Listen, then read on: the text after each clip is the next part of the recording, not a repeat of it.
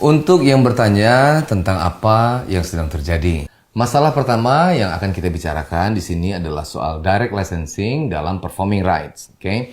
Sebelum kita masuk lebih dalam, perlu kita perhatikan bahwa hak ekonomi pencipta dan hak ekonomi yang menampilkan itu adalah dua hal yang berbeda. Dan itu diatur dalam Undang-Undang Hak Cipta yang dikeluarkan pemerintah nomor 28 tahun 2014. Jadi, di dalam sini bukan hanya tentang pencipta lagu saja, tapi juga tentang seluruh pelaku dalam pelaksanaan hak cipta.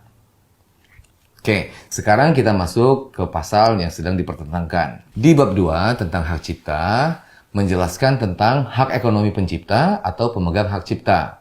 Pasal 9 ayat 3, setiap orang yang tanpa izin pencipta atau pemegang hak cipta dilarang melakukan penggandaan dan atau penggunaan secara komersial ciptaan.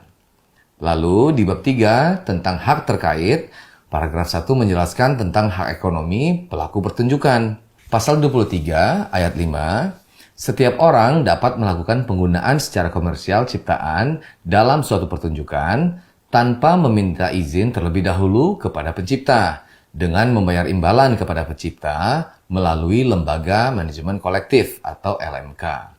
Nah, ini dia yang menjadi permasalahan saat ini. Keduanya terlihat saling bertentangan, tapi umumnya selama ini saya dan kebanyakan pelaku industri musik di Indonesia memahaminya bahwa pasal ini tidaklah saling bertentangan, tapi diatur untuk saling melengkapi demi kelancaran atau efisiensi dalam pelaksanaan ekonominya. Sebagian kita punya pendapat, ini dikarenakan sifat daripada si performing rights itu. Sifatnya apa? Sifatnya, hak tersebut dapat terjadi secara bersamaan dalam satu hari di seluruh Indonesia setiap harinya. Nah, karena sifatnya yang massal ini, maka diatur pasal 9 menjelaskan tentang harus ada izin, pasal 23 menjelaskan tentang bagaimana cara mendapatkan izinnya. Jadi, selama ini sudah umum bagi para penyanyi untuk menyanyikan langsung sebuah lagu, lalu pembayaran kepada pencipta seperti yang sudah diatur di pasal 23, yaitu melalui LMK. Apalagi untuk para penyanyi original atau penyanyi yang pertama kali menyanyikan lagu itu, yang memang lagu itu pertama kali terdengar ke publik melalui suara mereka. Sudah terbiasa bagi mereka untuk melaksanakan mekanisme pasal 23 itu. Saya berasumsi direct licensing ini muncul atas dasar kekecewaan para pencipta lagu kepada LMK yang berfungsi melaksanakan hak ekonomi mereka. Dari mulai laporan yang dirasa kurang detail, sampai ke mekanisme yang dirasa masih primitif, tidak digital, tidak mudah, dan sebagainya. Dan ini bukan hanya dirasakan oleh para pencipta lagu saja, tapi juga elemen lain seperti para promotor pertunjukan.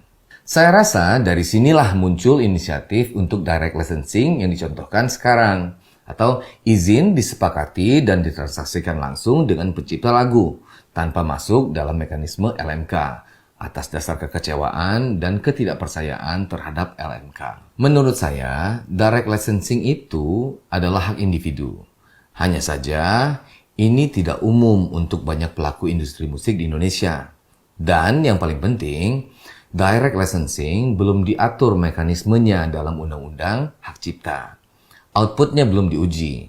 Bagaimana efisiensinya dalam pelaksanaan, hingga bagaimana kerjasama yang adil untuk pihak pencipta dan pengguna. Termasuk tarifnya. Dan jangan lupa juga soal pelaksanaan pajaknya. Karena royalti itu termasuk kena pajak. Selama ini, mekanisme melalui LMK sudah mencakup sampai aturan pajaknya.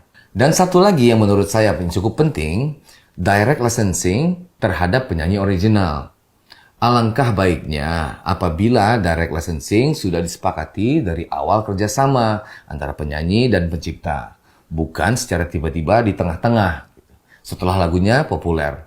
Karena saat negosiasi tentang harga di tengah-tengah, satu pihak mempunyai kuasa mutlak, yaitu pencipta lagu. Jadi, negosiasi itu akan cenderung sepihak. Nah, sekarang kita masuk ke masalah yang nomor 2. Ini tentang permintaan pembayaran royalti yang dibebankan ke pihak penyanyi, bukan ke pihak penyelenggara acara. Itu juga sebenarnya sudah diatur di dalam Undang-Undang Hak Cipta. Walaupun ada yang mengatakan bahwa itu tidak jelas siapa yang harus bayar. Tapi selama ini umumnya yang diketahui, yang sudah kita jalankan selama bertahun-tahun, penyelenggara acara lah yang membayarkan royalti tersebut.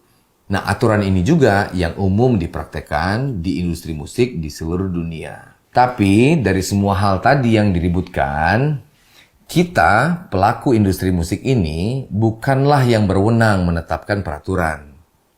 Maka menurut saya, yang membuat peraturanlah yang berhak menjelaskan bagaimana seharusnya. Seperti kita ketahui, Undang-Undang Hak Cipta akan segera direvisi. Mudah-mudahan semua pihak dilibatkan, dicari jalan keluarnya yang adil untuk semua.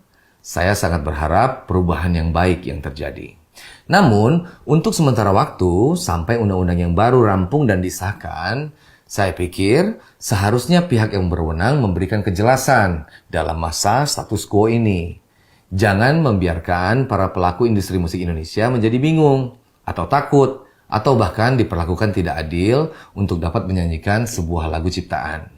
Kalau untuk saya pribadi, sebagai pencipta lagu, saya merasa tidak mampu untuk melaksanakan direct licensing seperti yang dibicarakan saat ini.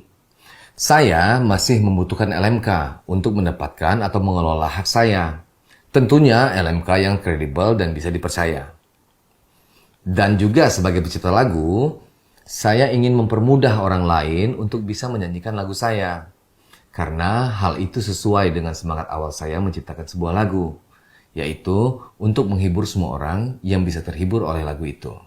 Jadi, menurut saya yang paling penting sekarang adalah negara hadir untuk mengatur sementara waktu sampai undang-undang yang baru selesai direvisi. Dan LMK harus secepatnya memperbaiki kinerjanya.